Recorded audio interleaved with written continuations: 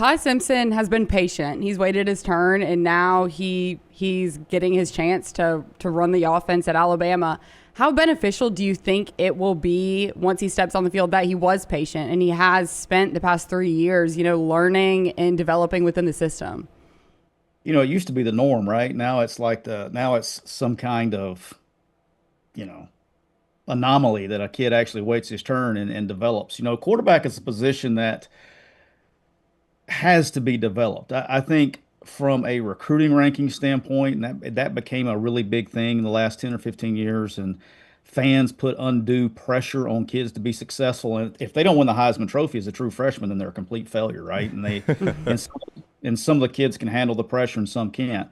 I think being in the state of Alabama, I think being the quarterback at Alabama adds a little bit more pressure than being the quarterback anywhere else, right? So I think being a coach's son, big growing up in the business, understanding that, waiting his time, I think that helped keep him around and understand the importance of it. And you look at who are the two guys in the league that have kind of waited their turn. Arch It's Manning. it's Arch Manning, it's Nussmeier, and it's Ty Simpson. What do all three of those have in common? Okay, they have extreme real football backgrounds around them, surrounding them, and their people around them, their close knit people around them, understand the importance of developing, and I think that's why you see them be successful. So I think he'll have a great year. When you're observing talent, watching them in high school or in college when they get there, but they're not on the one line or the two line of the depth chart yet.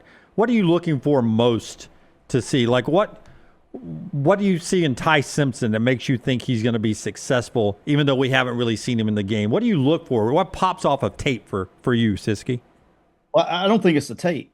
I think a lot of people get quarterbacks misunderstood a lot. I've said this, and I've said it my whole career, and it has never let me down. I think you can take the top 50 or 60 quarterbacks talent-wise in the country, and you can throw them on a board. And it's the one that's got the right stuff about them, the right intangibles. We call it, the crap in your neck. The guy that's got the right it factor. Those are the guys that are going to go to the top every time.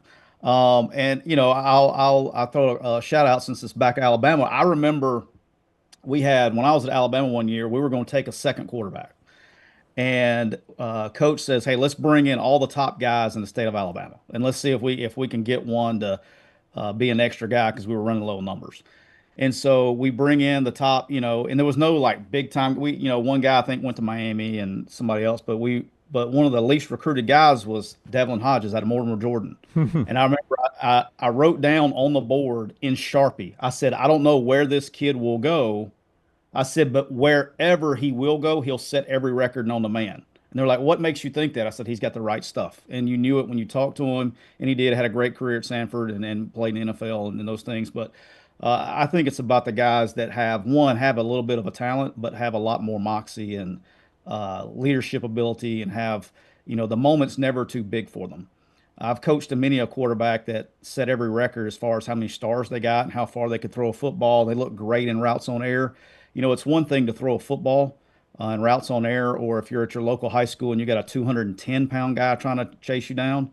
And it's another thing in front of 100,000 people with millions watching on TV and knowing if you throw incomplete pass, they're going to be wearing out your grandmother on social media.